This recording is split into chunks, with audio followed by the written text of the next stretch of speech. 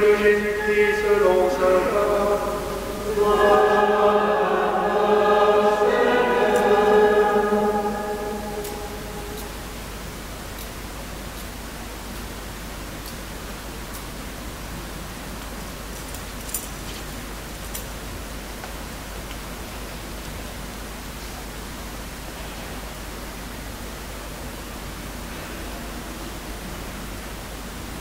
En ce temps-là, un lépreux vint auprès de Jésus.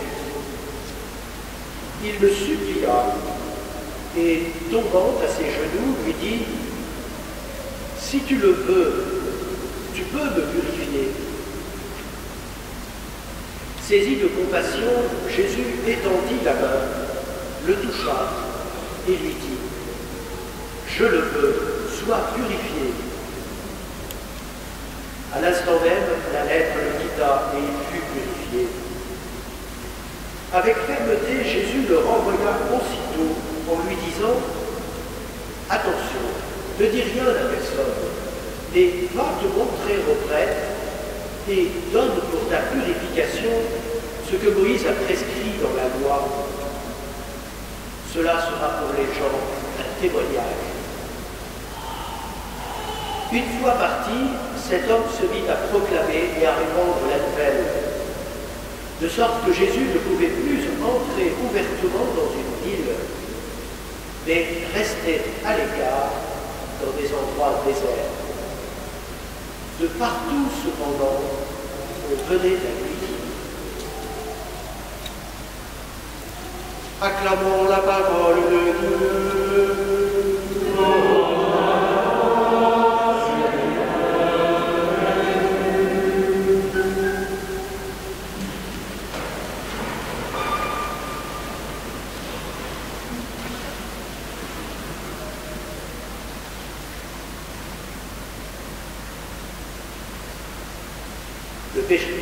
La lèpre est au corps ce que le péché est à l'âme.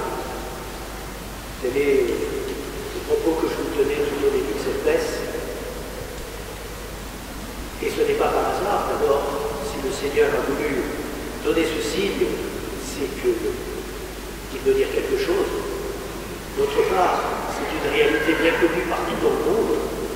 La lèpre est une maladie endémique qui a existé depuis que l'histoire existe, qui s'est répandue à travers le monde et qui est liée à la misère. C'est vrai que cette maladie a disparu en France, mais c'est le développement de l'hygiène et puis général, mais cette maladie a disparu. C'est une maladie qui est vraiment liée à la misère, à la pauvreté. Donc, la lèpre est au corps ce que le péché est à l'âme, et la première alliance, qui est une alliance, je dirais, beaucoup plus dans les signes extérieurs, mais dans les signes, tout est significatif, tout est signifiant dans la première alliance. Et bien la façon dont sont traités les lépreux est tout à fait particulière, puisque, voilà ce que dit donc la loi ancienne, si on constate que quelqu'un est malade, il y a une tâche qui peut être identifiée comme de la lèpre, eh bien, les prêtres constateront cela, et puis on va exclure la personne de la communion avec le peuple. Il perd sa famille, il perd ses liens, il perd ses affections. Imaginez quelqu'un marié découvre la lèpre, il est séparé de sa femme, de ses enfants, de son époux, de ses enfants. C'est une maladie terrible. Et la façon dont elle est traitée est terrible pour tous. Voilà, il se trouve donc exclu et il est avec les morts. C'est quelqu'un qui n'existe plus pour la société, coupé, séparé. Et les guérisons sont plutôt rares. C'est pour ça que c'est si surprenant. Mais la loi de Moïse prévoyait quand même la réintégration en cas de guérison. Parce que sans doute il y avait des taches, des mots qui étaient identifiés comme de la lèpre, mais qui n'étaient pas la lèpre. Qui nous ressemblaient. Donc ça mettait ces gens à l'écart, et puis il pouvait y avoir sans doute de temps en temps des guérisons. Puisque la loi de Moïse prévoit une offrande et une constatation par les prêtres, une offrande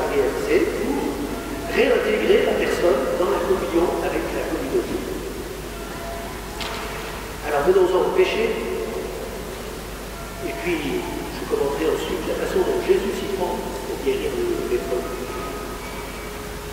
Alors le péché, il y a le péché qui crée une tache dans notre âme, qui n'est pas forcément visible au départ, hein. Ça peut être très discret. Vous savez, autrefois, au catéchisme, on appelait péché véniel, péché mortel, les anciens, vous vous souvenez, hein. Péché véniel, c'est ceux qui créent des taches dans l'âme, mais qui ne trouvent pas de l'amour de Dieu, en fait, complètement. Il reste un lien. Péché mortel, alors après, vous savez, il y a la casuistique, hein. De la théologie morale, là, si vous saviez, toutes les opinions, à partir de quand on est dans le péché mortel, etc., c'est des abusifs, tout ça. Hein. Il ne faut pas pécher, quoi. C'est tout, il faut faire des efforts pour ne pas pécher. Alors on va voir comment le Seigneur s'y prend pour nous donner cette force de ne pas pécher. Voilà, alors.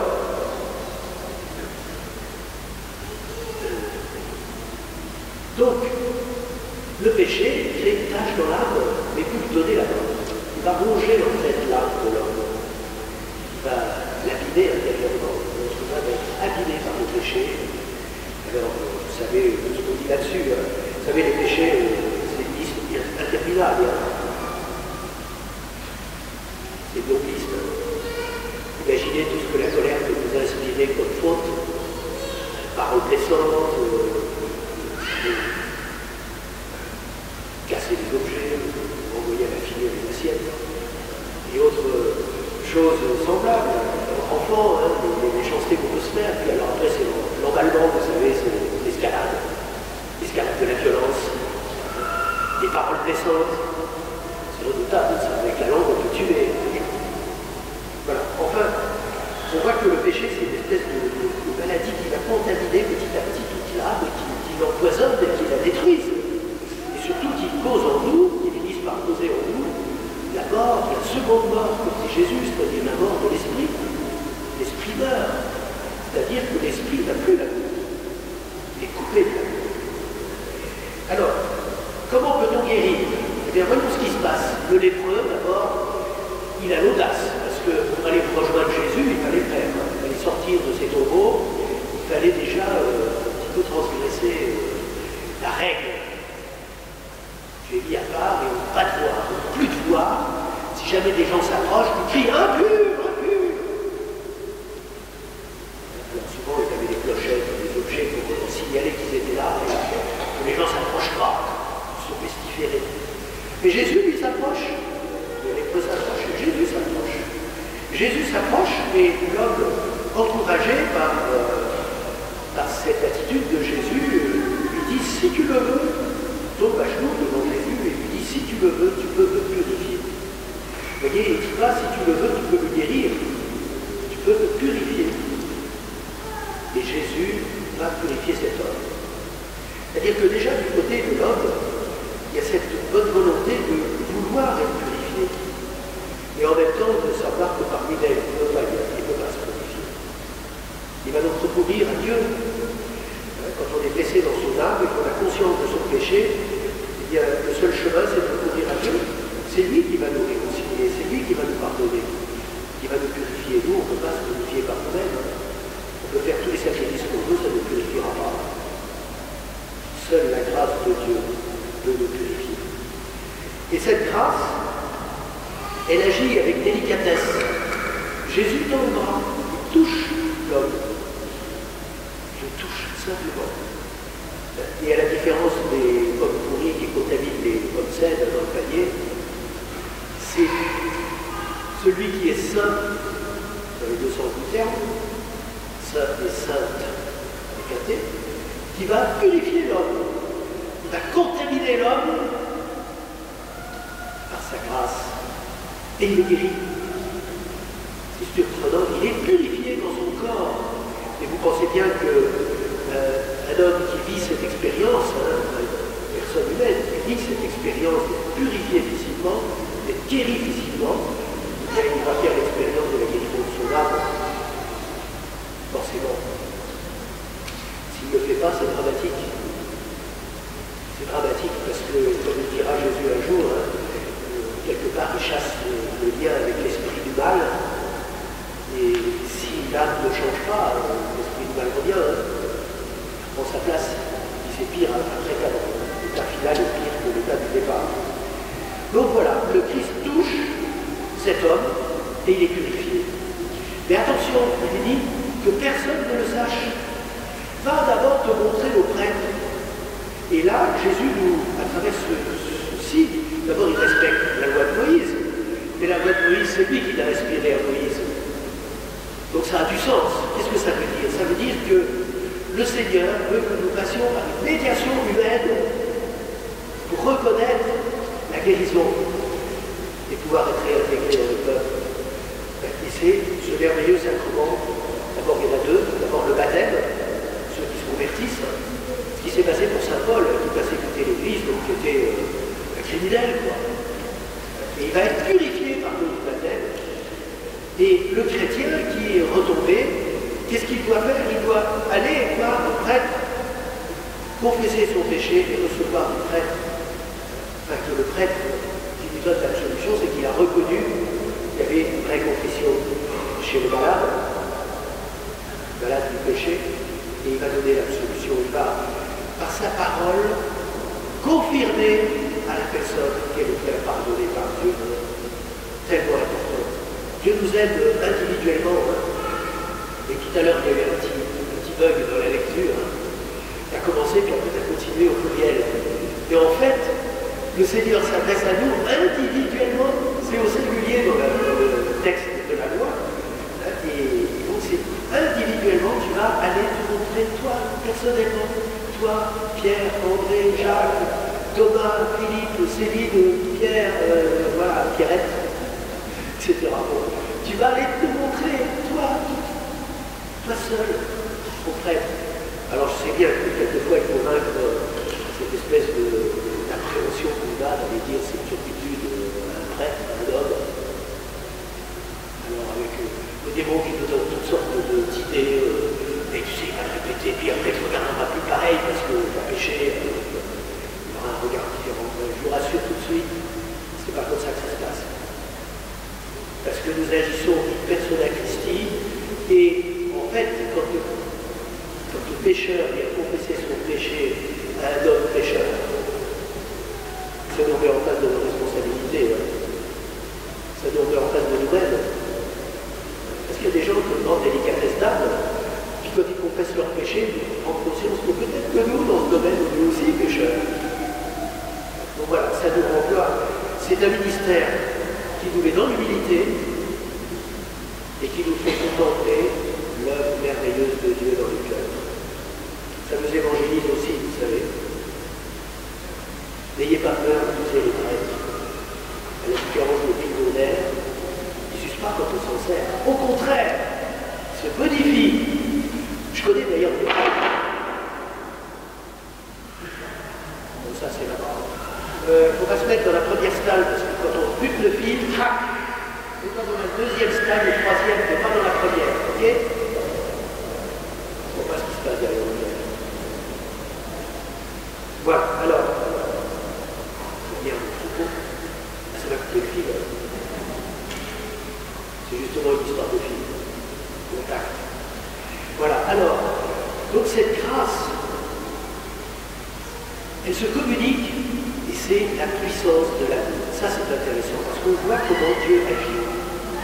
Dieu n'agit pas de manière spectaculaire, avec une mise en scène, de grandes incantations. C'est ce qu'espérait Naaman le Syrien, quand il est venu voir le prophète Élisée, là, pour être purifié de sa lèpre. Hein. Eh bien, il s'attendait à ce que le prophète vienne, qu'il fasse des incantations, qu'il invoque les esprits, qu'il fasse des formules magiques pour purifier sa lèpre. Le prophète, il se dérange même pas, il envoie son serviteur, puis il lui dit « Ah ben tu vas lui dire qu'il aille se plonger cette fois dans le Jourdain. » Aucune proportion entre la parole d'absolution que le prêtre va prononcer sur vous et l'effet de cette parole. Qu'est-ce que nous sommes, nous, prêtres, pour remettre le péché de la personne? C'est le Christ qui agit à travers nous. Comme le Christ agit ici, je le veux, sois purifié. Et la lèpre elle disparaît. Et ce qui est extraordinaire, c'est que lorsque Jésus guérissait les lépreux, il les restaurait dans leur intégrité physique.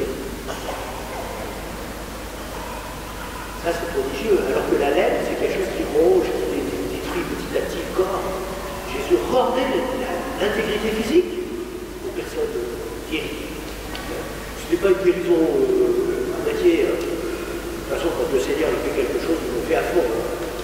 Regardez Saint Paul, persécuteur de l'Église, il devient apôtre. Et il va fonder des quantités de communautés, il va même avoir l'audace de dire ce n'est plus moi qui vis, mais c'est le Christ qui vit en moi. Et puis, comme on l'a lu là, dans la deuxième lecture, prenez-moi pour modèle. C'est-à-dire que moi-même, je prends le Christ pour modèle, et bien prenez-moi pour modèle. Donc vous voyez, quand on recourt à la miséricorde de Dieu, croyez que vous êtes complètement restauré dans la grâce de notre baptême, complètement restauré. Alors bien sûr, il faut avoir une certaine pratique d'austérité, de pénitence, d'effort, parce que ça ne se fait pas sans effort. C'est la vie. Est-ce que les parents qui éduquent leurs enfants, ils leur demandent de faire des efforts? Le petit bébé, on fait tout pour lui, mais petit à petit, il va falloir qu'il devienne capable de se prendre en charge. Donc il y a un effort à faire pour accompagner le travail de la grâce en nous et faire en sorte que nous soyons totalement purifiés. Et puis surtout que cette purification que le Seigneur accomplit en nous se consolide, se fortifie. Et pour ça, notre auxiliaire, comment s'appelle-t-il? De la communauté, ils n'osent pas le dire. C'est l'Esprit Saint. Combien plus le Père donnera-t-il l'Esprit Saint à ceux qui le lui demandent? Un Père donnera-t-il un scorpion à son fils qui lui demande un œuf? Combien plus le Père des cieux donnera l'Esprit Saint à celui qui le lui demande? Et c'est cela qu'il faut demander parce que il faut avoir l'humilité, et le péché, c'est ça qui réalise en nous. L'humilité de savoir que par nous-mêmes, nous ne pouvons pas y arriver. Par nos propres forces, on va tenir un moment, on va retourner, quoi. Et on sera humilié, et puis en colère contre soi, etc. Le Seigneur nous dit, mais non, appuie-toi sur ma grâce. Je te la donne, je te l'offre. Voilà, je t'offre cette grâce pour une guérison, que ta guérison se consolide, mais appuie-toi sur moi. Si tu ne t'appuies pas sur moi, tu tomberas. Et l'auxiliaire qui va nous aider, c'est l'Esprit Saint.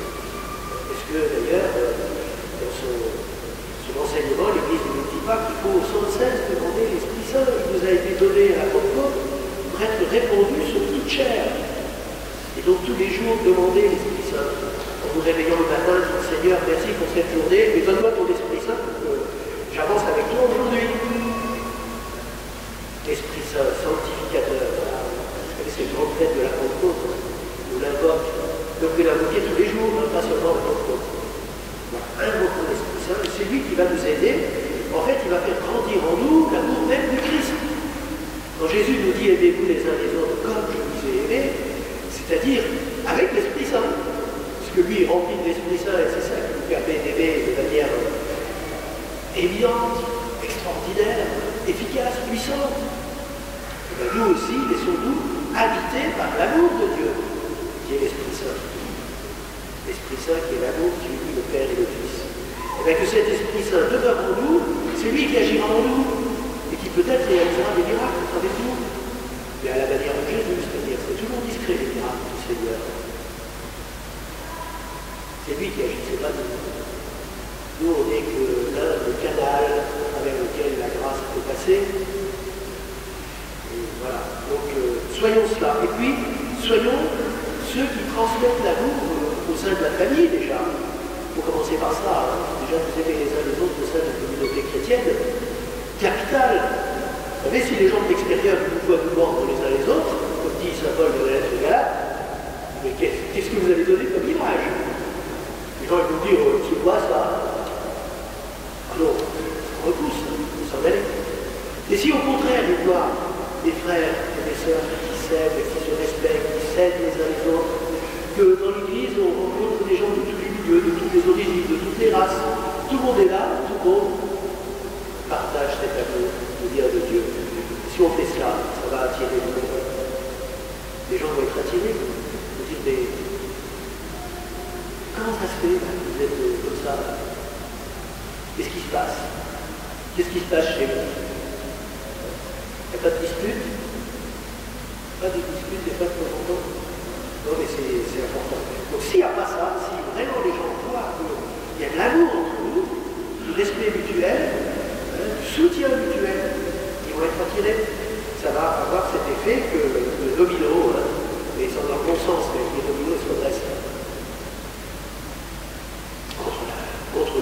naturel de la nature. Ça nous élève, ça nous fait grandir, ça nous fait nous redresser. Voilà, alors que le Seigneur il vient à nous sans cesse, parce qu'il vient sans cesse, et qu'il ne se décourage jamais de nous pardonner. J'insiste là-dessus. Dieu ne se décourage jamais, jamais de nous pardonner. Parce que nous sommes sur terre pour apprendre justement à aimer. Et donc sa grâce est là, elle va nous soutenir tous les jours, jusqu'au dernier jour de notre vie. C'est seulement dans notre mort, là, passe l'examen final. Si on a appelé l'Esprit Saint tous les jours et qu'on a fait quelques efforts pour vivre avec lui, on réussira l'examen final. Voilà, et ce sera une joie immense. Je ne sais pas si vous imaginez ce qui va se passer. Si vous développez pendant votre vie l'amour pour Jésus, que vous l'aimez de plus en plus, et qu'est-ce qui va vous arriver le jour de votre mort? Il va vous apparaître, qu'est-ce que vous allez faire? Qu'est-ce que vous allez faire? Vous sauver? Vous allez vous jeter dans ses bras? Ah mais non, je n'oserais pas. Mais si, il faut oser. Pourquoi vous croyez qu'il a pris un corps qui s'est fait homme? Il n'a pas compris. Nous l'expliquerons. Voilà, donc, vous voyez, cet amour de Dieu, il faut le faire grandir dans notre vie, parce qu'il faut qu'à l'heure de notre mort, on soit prêt à se jeter dans ses bras. C'est dommage de se retrouver recalé, et non, tu vas aller faire un séjour en purification d'abord. Là, ça va être dur, hein, parce qu'on aura vu, et puis on ne pourra pas se jeter dans ses bras. Tout de suite. On va être purifié pour vaut mieux le faire sur terre. Bon, alors, bon courage à nous tous, à moi-même aussi, donc à tous, que nous soyons vraiment des disciples qui cherchent à ressembler à leur maître pour donner au monde le bon exemple de frères et sœurs qui s'aiment et qui attirent